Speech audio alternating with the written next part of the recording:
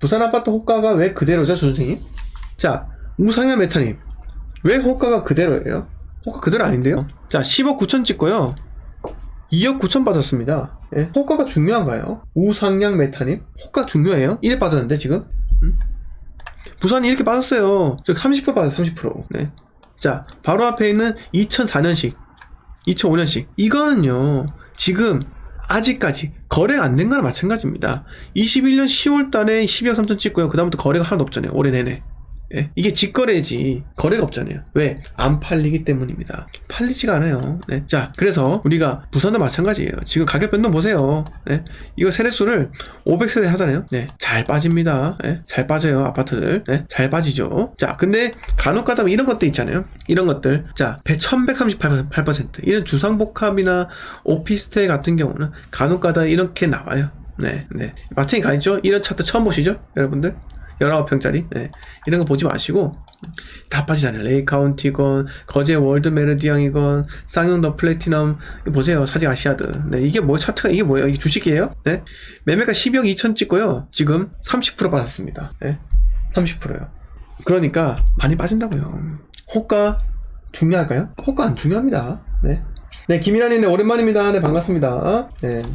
네, 김일환님, 골드 멤버십 정말 장기간 가입해 주셔서 대단히 감사드리고요. 항상 번창하시고, 부산에 투자를 하시든, 대구에 투자하시든, 좋은 선택을 하셨으면 합니다. 그래, 1년 동안 좀 많이, 저희 방에서 활동하셨고, 과제도 잘 수행을 하셨는데, 어쨌든 간에 제가 제시는 해드렸어요. 지금은 김일환님께서, 거주지 이동을 하실 때 매매는 아니다. 이렇게 말씀을 드렸었고, 차라리 전세를 갔다가 그 남는 투자금으로, 땡땡 지역이나 또는 25년도 이후에 다시 매수를 하거나 그런 식으로 하라고 말씀을 드렸었어요. 네. 자, 그리고 권봉투님 반갑고요. 네, 수련님 반갑습니다. 목표가 있는 남자님 반갑습니다. 선지건무님 반갑습니다. 비례상수님 반갑습니다. 옥동대왕님 반갑습니다. 네, 비네리님 반갑습니다. 네, 서초최건님 반갑습니다. 네, 하여튼 우상현 메타님, 네, 질문, 댓글을 네, 2번 적으셨는데 이해하셨어요? 네, 이해하셨습니까? 네. 호가 중요한 게 하나도 없다라는 겁니다. 자, 뉴스 하나 하고 가겠습니다. 네. 자, 결국은 뉴스가 나오기 시작했네요. 부동산 규제 지역 해제로 세제 대출 완화 퍼즐 풀기. 저번 주 뉴스예요. 저번 주 뉴스. 자, 앞으로 첫 번째 이제 어떻게 될까요? 규제 지역 해제가 될 겁니다. 좀 더 풀 거예요. 좀 더 풀 겁니다. 자, 보시면은 네. 앞서 지난 6월 달에 우리가 대구, 대전, 경남, 창원, 경북, 경산, 전남, 여수, 순천, 광양 이렇게 해제가 되었었고 현재 규제 지역이 투기과열지구 43곳, 조정 대상 지역 101곳이죠. 네. 근데 앞으로 이제 세종시가 어떻게 될지 하고 그리고 대전이나 등등등등 광역시 이런 것들, 울산 그리고 부산 이런 곳이 어떻게 될 것인가 이렇게 여러분들도 궁금하실 겁니다. 자, 그런데 제가 말씀드리겠습니다. 규제가 풀려도 대세를 꺾을 수는 없습니다. 그렇기 때문에 정부에서 푸는 겁니다. 규제가 풀려봤자 뭐가 도움이 됩니까? 자, 지금 규제가 있다는 거냐? 조정대상 지역. 대부분이 조정대상 지역에 걸렸잖아요. 네. 9억 원이야 50%, 9억 원 초과 30%, LTV가 이렇고요. 자, 그리고 DTI가요 50%입니다. DTI가 50%입니다. 자, 세제가 2주택 이상자 취득세 중과, 다주택자 양도소득세 중과, 장기보유 특별공제 배제. 자, 양도소득세 중과하고 장기보유 특별공제는 한시적으로 유예가 되었어요. 2024년 6월까지인가요? 그렇게 유예가 되었고, 분양가 전매시 양도세율 50%, 분양가 전매시 양도세율 50%? 이건 뭐지? 이거는 아닌 것 같은데? 분양가 전매시 양도세율 50%? 분양가 전매시는 양도세율이 77%인데요? 1년 미만. 네? 이거는 잘못된 것 같고, 2주택 이상 보유자 종부세 추가 과세, 요거는 맞는 거고요. 네. 자, 아무튼 간에 지금 조정을 풀지라도 달라지는 건 그렇게 많지 않습니다. LTV가 10% 이렇게 늘어난다고 하지만 DSR이 걸리면서 대출이 그렇게 많이 되지는 않는 거겠죠. 하지만 조정이 풀린다면은 2주택까지는 그냥 취득세가 그냥 1에서 3%이기 때문에 괜찮을 수 있다는 겁니다. 투자자 유입이. 근데 투자자가 과연 지금 이 시기에 들어올 것인가? 그게 참 의문이기도 해요. 저는요. 왜? 제가 못 들어가고 있거든요. 왜? 저는요 1주택자이긴 하지만은 이 취득세 중과가 풀려야지 들어갈 거란 말이에요. 즉 취득세 중과가 풀린다면 없어지는 거예요. 기존에 몇 채를 사든지 간에 1에서 3%라 이렇게 가정을 한다면은 결국은 이 사는 사람들이 실수요자, 그러니까 무주택자하고 1주택자만 비규제 지역에서 매수를 할 수 있다는 겁니다. 그런데 취득세 중과가 만약에 있다면은 투자자 유입이 더 이상 되지 않고요. 만약에 취득세 중과가 풀린다면 저처럼 그때는요, 이제 다시 부동산을 모아가야 하는 그런 타이밍이 오는 겁니다. 그 대신에 종부세에 이제 공제가 있기 때문에, 기본 공제가 있잖아요. 종부세도. 개인은 6억, 다주택자는 6억, 1주택자는 11억 이러지 않습니까? 그 두 개 중에 선택을 할 수 있게 되어 있는데, 그러니까 뭐 부부 공동명의면은 각각 6억씩 공제를 할 것인가, 아니면은 한 채를 11억 공제할 것인가, 이렇게 선택을 할 수 있습니다. 아무튼 취득세 중과가 풀리면은 정말 여러분들 1차 바닥이 왔다고 생각을 하셔야 돼요. 자, 근데 이 지방 세수가 어제도 말씀드렸지만 자동차세, 그리고 아파트 재산세, 그리고 취득세, 이렇게 있어요. 이렇게 있습니다. 이 세 군데 세원을 통해서 세수 확보를 하게 되는데, 이게 만약에 없으면 정부에서 천문학적인 혈세가 다시 지방으로 흘러 들어가야 됩니다. 자, 건설 경기가 대한민국 이끄는 건 잘 아실 겁니다. 네, 아실 거예요. 앞으로는 여러분들이 이 부동산에, 제가 말씀드린 게 가격이 어떻게 흘러가든지 아무 상관없다고 말씀을 드렸습니다. 네. 부동산 아파트 개별 가격은 중요한 게 아닙니다. 내가 언제 매수하는지가 그게 가장 중요한 거예요. 그래서 가격만 보지 마시고 무조건적으로 입주 물량을 같이 보셔야 되고, 서울과 수도권은요 5년 동안 내내 올랐단 말이죠. 그러니까 경기도권은 뭐 좀 더 늦게 올랐다고 하지만은 서울권은요 2017년부터요, 뭐 예를 들어서 상계주공 한번 볼까요? 상계주공, 노원 상계주공. 네, 상계주공이 자 본격적으로 오른 게 2017년 5월 3억 100이 넘게 쫙 올랐어요. 네, 엄청나죠? 박근혜 정권 때 올랐던, 그때 이 뭐 올랐습니까? 30%가 오른 거예요? 2012년부터 올랐죠? 2012년부터 집권이었죠? 네, 이게 올랐습니까? 58%? 네, 이게 뭐 별 오른 것도 없죠. 네, 122% 올랐는데요. 네, 이게 정상적으로 올랐던 거고. 네. 아무튼 이렇게 어마어마하게 오르면서 피로도가 많이 누적되었다는 거죠. 네. 그러면 어떻게 해야 되겠습니까? 오랫동안 쉬어가야 됩니다. 여러분, 투자자도 부동산 매수자들 중에서도 일부분이에요. 수요의 일부분입니다. 이 수요의 일부분 가지고는요 부동산 시장을 변화시킬 수는 없습니다. 그 사실이에요. 제가 인정합니다. 그 변화시킬 수 없어요. 네. 그런데 투자자와 실거주 수요자 모두가 움직인다. 그럼 변화시킬 수 있습니다. 근데 투자자하고 실거주 수요자 모두가 움직이기 위해서는요 어떻게 해야 되겠습니까? 규제를 모두 낮춰야 되고요, 양도세 비과세까지 해주면서 매수하도록 유도를 해야 하는 겁니다. 자, 제가 계속 인덕션의 비유를 해요. 여러분, 가스레인지로 오랫동안 끓여보세요. 어쨌든 물을 똑같이 500ml 넣었을 때 인덕션이 훨씬 더 빨리 끓습니다.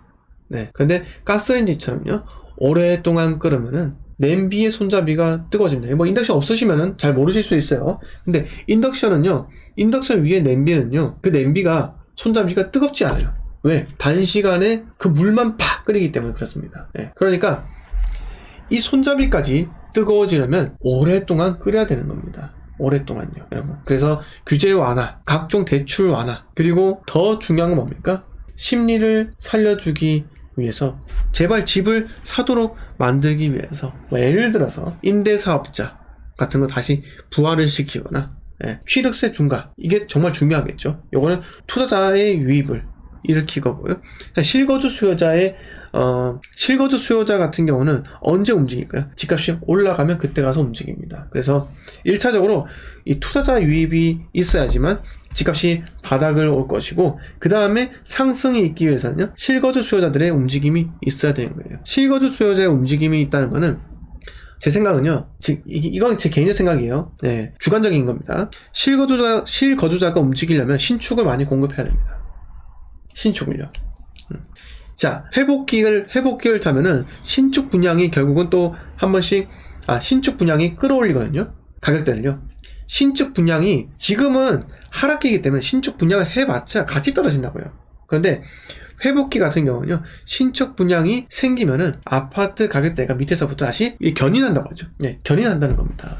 네, 이게 중요한 거예요. 이게. 그래서 신축 분양이 회복기에서 많이 일어난다. 라고 하면은, 실거주 수요자가 많이 움직이겠구나. 거기다가 뭐 분양권이 마피던 게 빠지고 뭐 풀피가 된다. 뭐 이런 것들 보시면서 지표로 매수 심리가 어떻게 움직이는지도 보셨으면 합니다. 네. 자, 그리고 아까 서초 최고님께서 실버 등급 오셔서 가입해 주셨네요. 대단히 감사드립니다. 부산이 고향이라 내년에 돈을 떠나서 부산에 아파트 사려고 보고 있습니다. 내년은 부산 같은 경우는 저는 뭐 좀 더 이따가 투자를 하려고 말씀을 드리겠지만은 한번 일단 봅시다. 네, 서초 최고님. 자, 우연히 한번 들었는데 에리하고 냉철한 픽. 앞으로 시간이 없어서 부동산은 준생님만 들으려고 합니다. 아유, 감사합니다. 정말 최고의 칭찬인 것 같습니다. 네. 자, 그리고 사과나무님께서 풀리길 바래요 이렇게 하셨고요. 삼성님은 준생님 현재 아파트 매수 타임인가요? 아니요, 전혀 아닙니다. 절대 아니고요. 자, 그리고 김민희 반갑습니다. 박서두님께서 영등포 이편한 세상 영등포 아델폴레 아파트 매도 타이밍 언제쯤 보시는지. 저는요, 팔 수 있으면 빨리 파세요 라고 말씀을 드리고 싶어요. 근데 안 팔릴 겁니다. 안 팔릴 거예요. 시장이 생각보다 초급매로 내놔야 돼요. 네. 왜냐하면 서울의 거래 건수가 1000건도 안 됩니다. 700건인가요? 그러면 내가 팔잖아요? 700등 안에 들어요. 네? TBS 교통방송에 나옵니다. 집 한 사람 700등 안에 들었다고요. 이 정도 나와야 된다는 거죠. 네. 자, 영등포 이 편은 나오나요 이게? 이거 대림동 이거 말씀하신 거잖아요. 네. 2020년 7월이네요. 네, 2020년 7월. 뭐 이미 비과세는 일단 지났고 본인이 이게 당첨된 건가요? 네, 박서준님 당첨된 거예요. 근데 저는요 그렇게 생각해요. 만약에 여기서 내가 여유롭다, 저 대출 하나도 없어요, 그냥 견딜 수 있어, 그러면 가만히 있는 게 맞을까요? 아니요. 만약에 팔 수 있다면요, 저 팔 겁니다. 팔 수 있으면요. 근데 팔리지가 않으니까 문제죠. 그러면 당첨이잖아요. 그러면 차익이 좀 있을 거란 말이에요. 자, 제 생각은 그래요. 갈아타기를 할 때 만약에 내가 현재 영등포구에 지금 거주하고 있는데 갈아타려면 어디가 제일 낫습니까? 동작이든, 네. 갈아타려면 여기서 좀 더 동쪽이나 동북쪽이나 마포를 가든 이쪽으로, 또는 아예 목동으로 가든 이렇게 이동을 해야 하잖아요. 네. 이동을 해야 됩니다. 만약에 저한테 이런 고민이 있고 하잖아요. 청약 당첨된 거면 저는 신경 안 씁니다. 그냥 거주해요. 만약에 제 자녀가 초등학생이 아니고 그냥 유아다, 네, 유치원이다, 어린이집 다닌다, 그러면 신축해서 좀 더 좋은 환경에서 살게 해줄 겁니다. 그런데 추후에 서울에 회복기가 찾아온다. 그때 이제 내 집도 그제서야 팔 수가 있기 때문에 지금은 안 팔려요. 팔아보세요. 그건 진짜 천운입니다. 네. 팔려고 노력을 해보셔야겠지만 팔기가 정말 쉽지가 않아요. 만약에 팔려고 하면은 여기서 30% 가격, 거의 뭐 20% 가격 낮추고 나가는 겁니다. 나가야 돼요. 그렇게 나가서 전세로 가서 있다가 타이밍 봐서 들어가야 되는데 그 또한 쉽지만은 않을 겁니다. 자, 여기서 중요한 거 뭘까요? 제가 이렇게 말씀드렸습니다. 어려워요. 출구 전략을 세우기가 실제로 어렵다고요. 네. 제일 좋은 거 진짜 내가 집을 금매로 팔고 2억 낮춰가지고 금매로 팔고 나가고, 전세로 살던 월세로 살다가, 특히 월세로 살다가 그 투자금을 가지고 지방의 광역시 한 2번 사이클 돌고요. 그 다음에 2030년도쯤 돼서 3기 신도시가 엄청나게 입주가 진행이 될 때 그때 서울에 들어오는 겁니다. 참 좋죠. 그런데 사람이 실제로 그렇게 되지가 않아요. 되지가 않습니다. 방금 제가 말씀드린 거는 용기가 있어야 됩니다. 내무부 장관하고 협의가 되어야 하는 겁니다. 하지만 그게 어렵죠. 만약에 박선우님, 내가 그래도 자산 증식, 지금 또 어느 정도 했지만은 자산 증식을 좀 더 하고 싶다. 2030년도 이후에 서울이 만약에 회복장을 탄다고 하면은 그때까지 지금 8년 남았습니다. 8년 동안 기회비용 그냥 날리고 싶지 않아요. 저는 주식도 투자하고 싶지 않아요 라고 생각을 한다면은 과감하게 팔고 월세로 가는 거예요. 네. 그리고 공부를 하시고요, 지방에 투자를 하는 겁니다. 자, 지방에 투자를 해야 되는 이유는 단순해요. 박선우님, 서울에 수도권에 이거 이명박 정권, 박근혜 정권 때 집값 상승시키기 위해서 어마어마한 노력을 했잖아요. 거의 10년간 두 개의 정권이 노력을 했기 때문에 문재인 정권 때 오는 동안 폭등을 하는 겁니다. 그게 중요한 거예요. 이 응축된 에너지가 폭발시키기 위해서는 시간이 많이 필요하다고요.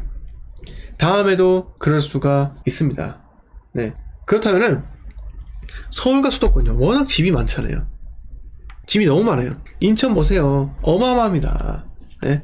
자, 이거 보여드릴게요. 보세요. 자, 여러분, 제가 말씀드리는데 저는 오로지 이 투자자의 시각에 대해서 투자자의 시각에서 이야기 드리는 거예요. 저는 뭐 여러분 잘 몰라요. 데이터 그런 거 필요 없습니다. 잘 모르고 알고 싶지도 않아요. 뭐 지하철역에서 걸어서 몇 분 중요하지 않습니다. 저한테는요. 어차피 사이클 타면 오를 곳은 다 오릅니다. 어차피 급치는요 다 정해져 있어요. 네.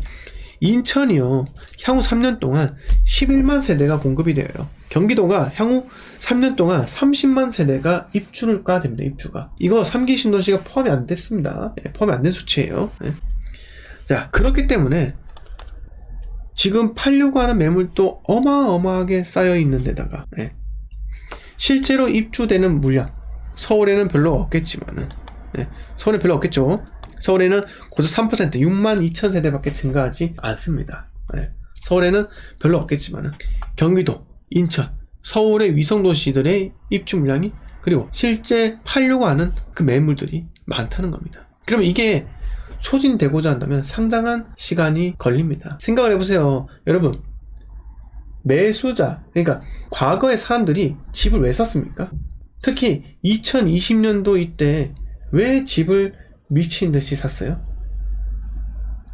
여러분, 왜 집을 2020년도에 미친 듯이 샀을까요? 이유는 딱 하나예요.